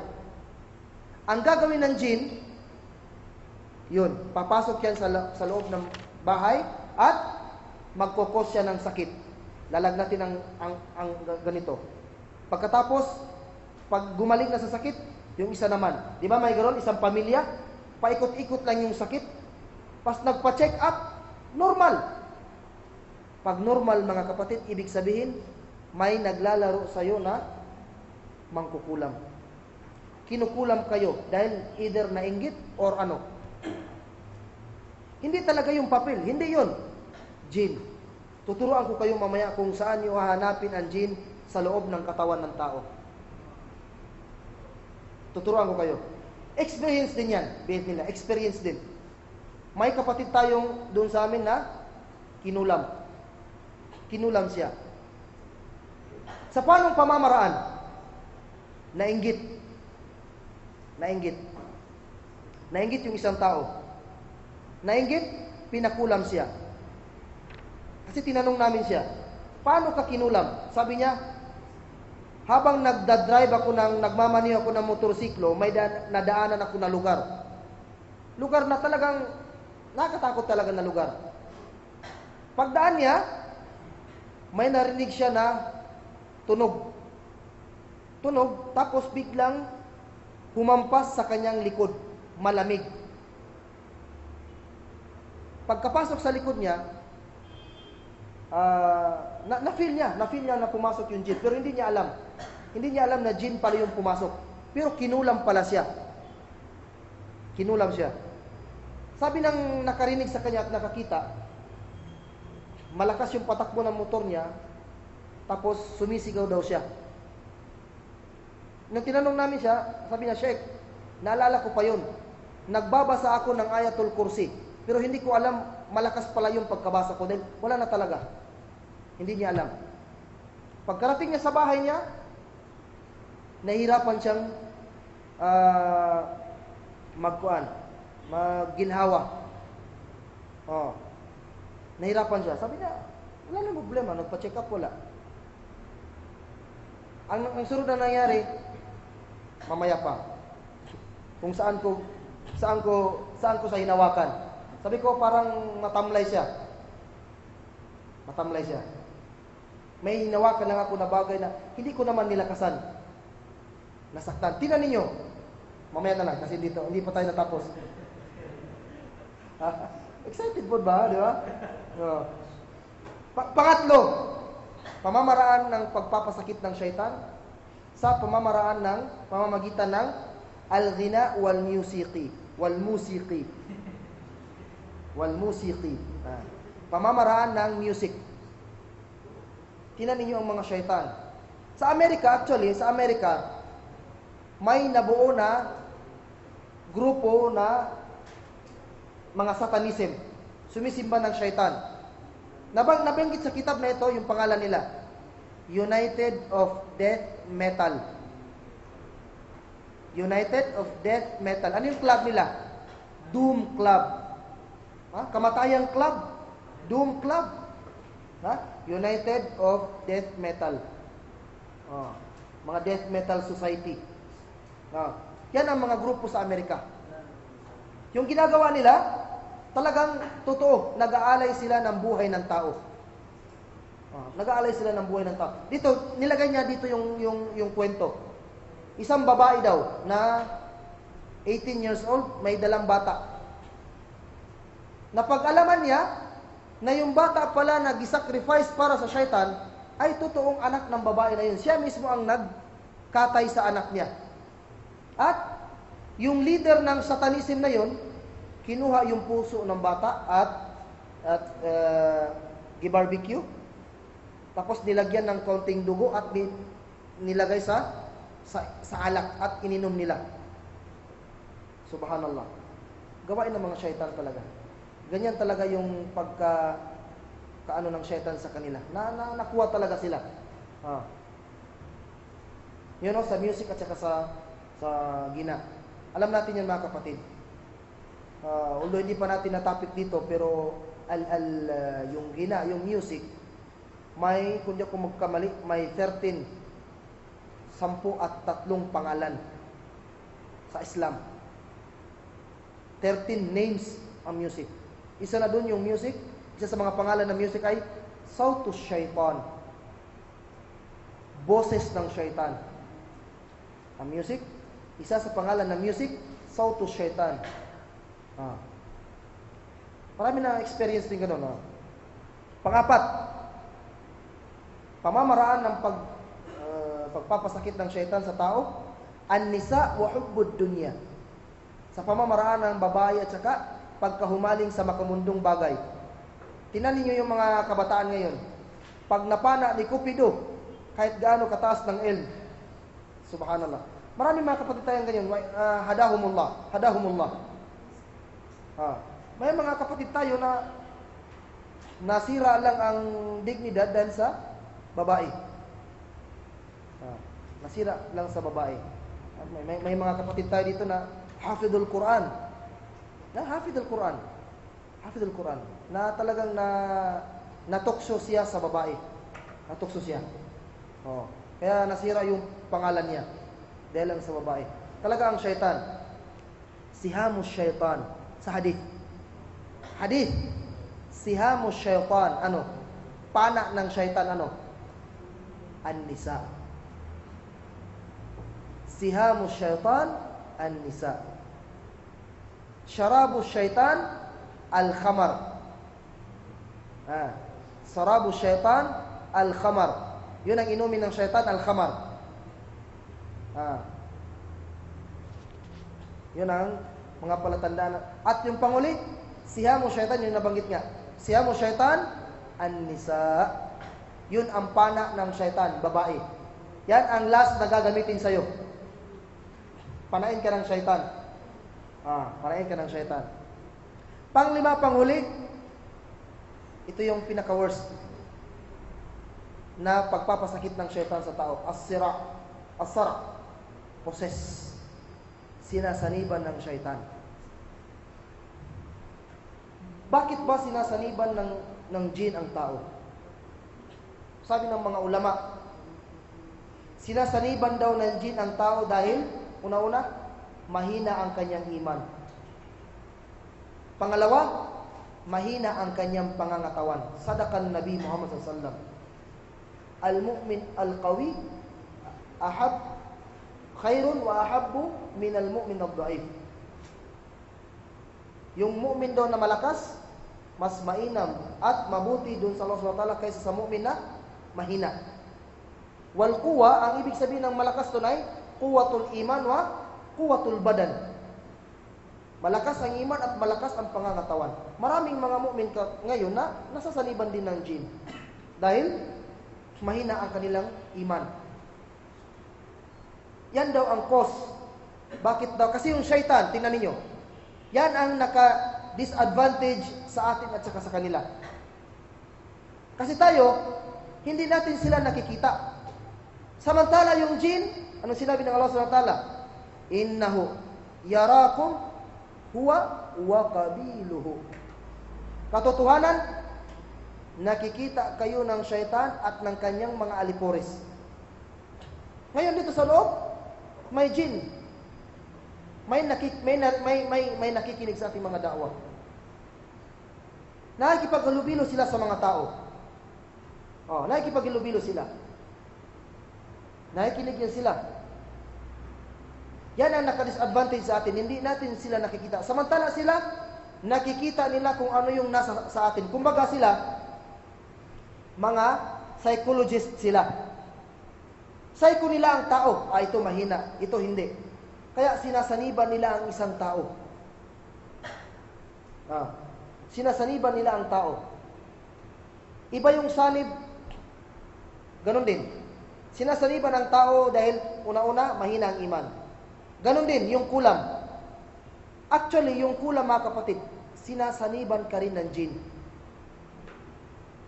Yun ang totoo. Kaya lang, iba yung sanib mula sa jin. Kasi yung jin, pag sinaniban ka ng jin, pag nagamot yun, wala lang.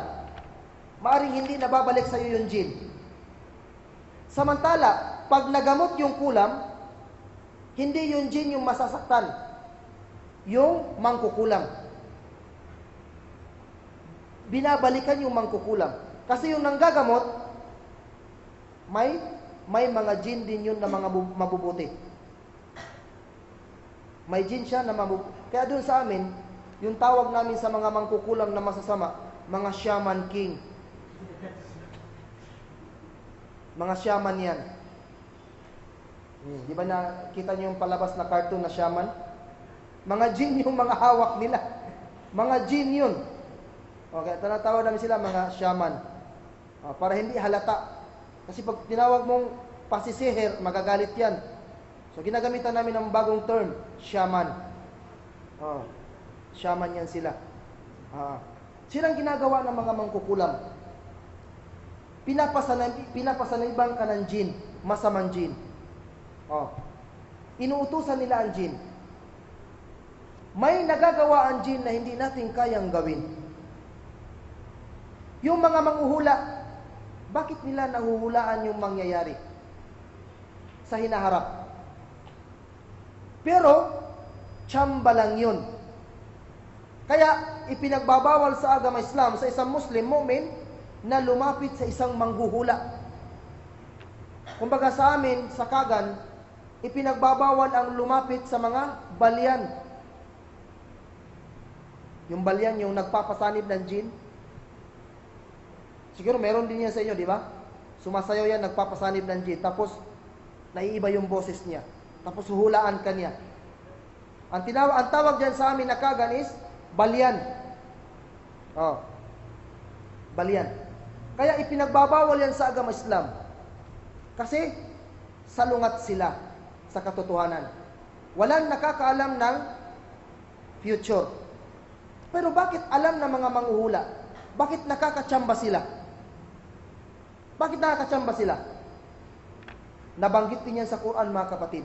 At sa Sunnah. Sa Suratul Mulk, Tabarak. Yung hikmah, di ba nakita tayo ng shooting star? Anong ginagawa natin pag shooting star? Nung Jahiliya pa. Make a wish. Mag-wish ka, magtali ka ng 3 tali at mag-wish ka tapos ihipan mo. Hindi yan totoo, kapatid. Anong hikmah? Sinabi ng Allah SWT yung hikmah ng pagkagawa ng mga kawakib, zinatus sama. Iyon ang una. Zinatus sama. Dekorasyon ng langit. Yung mga bituin, dekorasyon yan ng mga langit. Pangalawa, Shihab. Binabato ang mga jin. Paano binabato ang jin? Nasa taas ng langit. Pag nakakita kayo ng shooting star, ibig sabihin, may ginagawa namang anomalya ang manghuhula.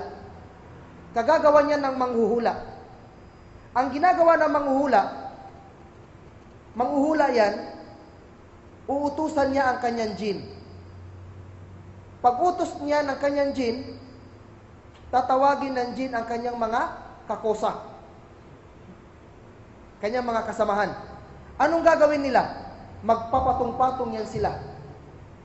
Hanggang sa makarating sila sa langit. Makikinig ng balita doon sa langit. Makikiusyuso sila doon sa langit. Yan ang ginagawa ng jin. Magpapatong-patong yan sila.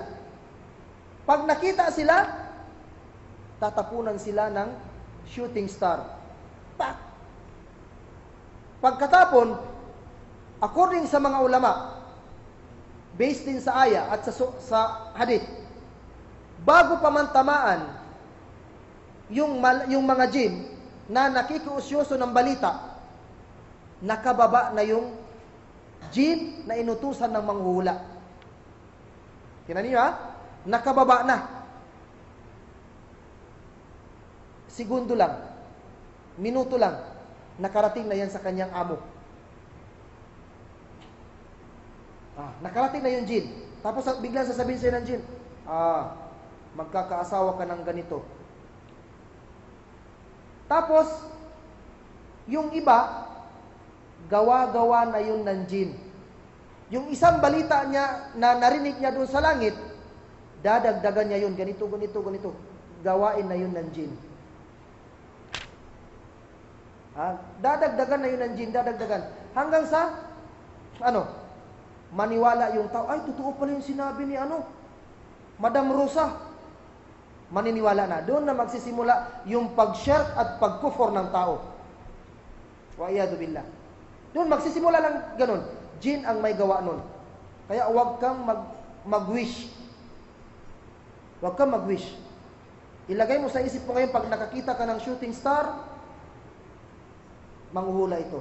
Nagpautos ang manghuhula. Lalong-lalo na yung sira sa yung poses. Totoong sinasaniban ng jin yung tao. Pag nakikita ng jin na mahina ang yung iman, mahina ang yung pangangatawan, sasaniban niya ang tao. Sa ganung pamamaraan, sinasaktan niya ang tao. Either gumaganti or wala lang. Gusto niya lang mag-kafir, mag-shirk ang tao. Yan ang ginagawa ng mga jin. Pagkatapos anong ginagawa nila? Pag sinaniban, pupunta ka agad yan sa mga manghuhula. Pupunta ka agad yan sa mga mangkukulam. Magpapagamot. Magpapagamot. Sunod, ang pagpapagamot sa kulam, mga kapatid, huwag niyong ipagamot sa kapwa mangkukulam. Hada haram. Huwag kayong magpagamot sa kapwa mangkukulam. Hindi pwede yan. Ang order sa atin ng agama Islam, pag nakulam kayo, pilitin nyo, or pilitin ninyong alamin kung saan inilagay. Pilitin ninyo. Pangalawa, gamutin ninyo ang sarili ninyo sa pamamaraan ng Quran. Huwag din sa kapwa mangkukulam. Haram yan. Haram. At, yung sinabi ko sa inyo, paano ba gamutin ang taong nasihir or yung taong sinaniban ng jin? Kasi sihir at saka pagsanib pareho lang Pinapasaniban ka. Ang sekreto, pag may nasaniban, tapos nagpa-check up, walang resulta, ibig sabihin,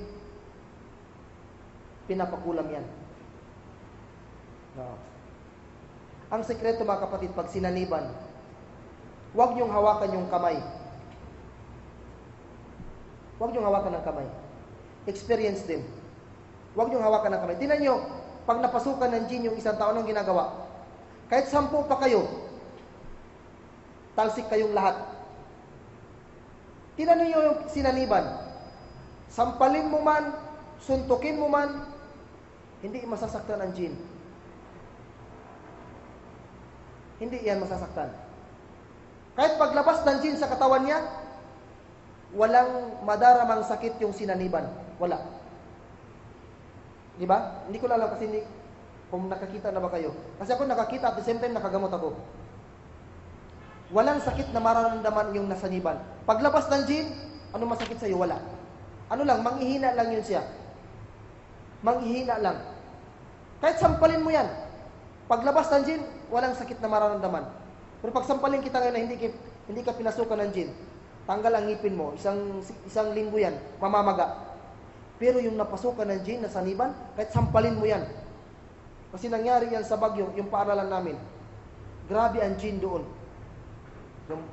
Galing yung Bagyo, grabe ang jin doon. May isa kaming kapatid na palaging sinasaniban ng jin. Yung isa rin naming kapatid, hindi nakasabar. Anong ginawa? Sinuntok. Ito. Sinuntok talaga, nagdugo yung bibig. Sabi ko, bro, huwag mong suntukin. Hindi naman jin ang sinuntok mo. Siya yung sinuntok mo.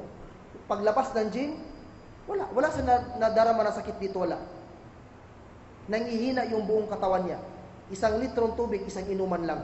Mainit ang katawan. Ang sikreto mga kapatid, huwag niyong hawakan sa matigas na parte ng katawan. Dahil manglalaban yan. Tingnan niyo, pag hinawakan sa kamay, tanggal. Hinawakan sa paa, matanggal. Lalaban yan. Saan niyo sila hawakan? Hawakan ninyo sa malambot na parte ng katawan. Hindi yan lalaban. Hindi yan manlalaban sa'yo. Masasaktan. Yung isang kapatid namin, share ko lang napasukan ng jin. Dahil kinulam siya. Sikreto lang. Sabi ko sa kanya, habang papunta pa lang kami, sinabi ko sa kasama ko, yung angkas ko, sabi ko, duda ko, hindi yan sinaniban ng basta-basta. Pinaglaruan yan. Dahil ayaw nila na matuloy ang kasal. Dahil malapit na siyang ikasal. 2 weeks, ikakasal na siya. Sinaniban siya. Sabi ko, pinaglalaruan to. Habang naglalakad ako, sabi ko, nagdepensa na. Unang bagay gagawin ninyo, kira ayat kursi. Basahin yung ayatul kursi sa sarili ninyo. At yung tinatawag namin sa kagad na upat na bukas. Fatiha, kullu, falaknas. Magbasa kayo muna. Huwag kayong basta-bastang hahawak. Kasi yung mga brothers na humawak sa kanya, anong nangyari? Sabi niya, Ustad, halos hindi namin mabuka yung kamay namin, mga daliri. Grabe yung bisa ng seher. Bisa ng seher, yung kulam. Halos hindi namin mabuka yung mga kamay namin. Dumidikit. Dumidikit. Sila humawak sa kamay. Yung iba humawak sa paa. Pero ako, hindi ako humawak sa kamay at saka sa paa. Saan parte? Dito. Hawakan niyo yan. Ginanong ko lang yun. Pagkahawak ko, gumanon siya. Sabi ko, hindi ka sir. Hindi na ikaw yan. Tinanong ko, sino ka? Hindi ko tinanong, alam ko, kilala ko siya. Tinanong ko agad, sino ka? Antid sinagot niya, ako si Abdullah. Abdullah yung pangalan niya. Jin. Inutusan. Inutusan siya. Hindi siya nanlaban. Yung hinahawakan yung kamay niya, nanlalaban siya. Pero nung hinawakan ko siya dito, sabi ko, huwag niyo nang hawakan, dito lang. Wala siyang magawa. Anong ginagawa ng mga manggagamot? Yung gumagamot ng sinasaniban. May dala-dala silang bala. Pinapaipitan yung kamay. Diba?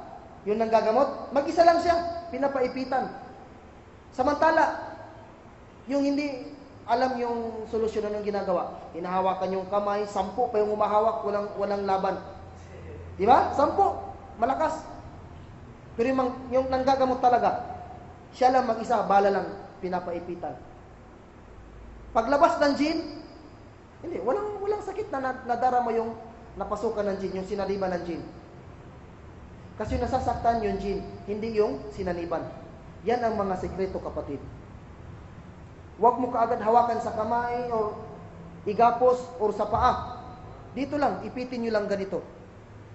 Ipitin nyo lang. Tapos, basahan mo ng ayatul kursi, Fatiha, kulhu, falaknas. Iihip mo sa kanyang ulo o kaya dito sa tenga. Yan ang mga sikreto. Huwag kayong matakot. Yan lang. Huwag kayong matakot. Pero pag natakot ka, maaaring mag-transfer sa'yo yan. Maaaring mag-transfer sa'yo yan. Kaya huwag kayong matakot. Huwag kayong matakot. Yan ang kakayanan ng mga jin. Sa ganyang pamamaraan, nasasaktan nila ang mga tao.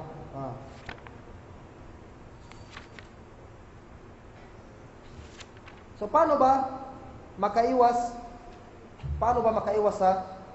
sa mga panlilinlang ng jin o kaya pananakot ng jin? So alam na natin, di ba? Una-una, al-isti'adha. Al-isti'adha, yung magsasabi ka ng a'udhu billahi minash shaitanir rajim. Pangalawa, yung dua, khurujul bait wa dukhulul manzil. Isa yun. Yung dua, pagpapasok at lalabas ng bahay. Ganun din. Yung mga adhkar, di ba may mga adhkar na pagsasakay ka ng sasakyan, may adhkar. Papasok ka sa CR, may adhkar. Basahin niyo yun lahat. Sa ganung pamamaraan, hindi kayo masasaktan ng jin. Kailangan sa pagbabasa ng Quran. Pagbabasa ng Quran. Yung mga taong palagi nagbabasa ng Quran, malakas ang iman, hindi yun magagalaw ng jin bi'idnillah. At kahit malakas ang iman mo, kapatid, wag mong hamunin ang jin. Katulad ba sa atin? May mga iman tayo. May mga iman tayo. Ano kaya kung hamunin ko si Alex ng suntukan? Sabi, hindi ko siya makakaya, malaki ang katawan niya. Ganon din ang jin. Huwag mong hamunin ang jin, hindi mo nakikita ang jin. Baka paghamon mo sa jin, isang tiris ka lang ng jin. Nangyari yan sa Baguio, doon sa amin. Pero hindi sa aming batch. Mga bago lang, 3 years ago. Kasi yung office, bago ginawang office yun, bahay talaga yun. Bahay yun. May second floor. May second floor. May bagong hire na security guard. May hire na bagong security guard. Sabi ng mga estudyante, kasi nagbalik Islam yun siya. Sabi niya, kuya, mag-ingat ka dyan sa taas. Sadyang ka matutulog, mag-ingat ka dyan kasi walang matapang dyan na natutulog dyan kasi grabe ang mga jin. Anong sinabi niya? Nagmayabang si kuya. Pag nakita ko yan, re-rape ko yan. Nagmayabang siya. Nagmayabang talaga siya. Anong ginawa? Nung natulog siya, siya yung ni-rape ng jin. Totoo. Pagka umaga, nag-resign. Parang nabaliw. Ito, huwag niyong hamunin ng jin. Hindi sa naman natatakot tayo, kaya lang, nasta'id billah. A'udhu billahi minash shaitanir rajim. Pag nakabasa ka nun, iiwas ang jin sa'yo. Kahit saan ka papasok ka ng bahay na madilim, bahay na abandon sa kagubatan, a'udhu billahi minash shaitanir rajim. Yan lang ang sikreto. Ayatul Kursi, dhikr. Yung taong palagi nagadikir sa Allah subhanahu wa ta'ala, hindi lang syaitan minal jin ang lalayo sa'yo. Pati syaitan minal ins lalayo sa'yo. Kahit syaitan na tao, lalayo yan sa'yo pag palagi kang pag malakas ang iyong iman. Kinatatakutan ka ng tao. Pero yung mga taong mga syaitan, yan ang mga sekreto dyan, mga kapatid. Lalo na sa mga jima. Yung pakikipagtalik ng mga mag-aasawa. Bismillah, Allah majannib na syaitan, wa jannib syaitana ma razaqtana. Yun pala yung dua.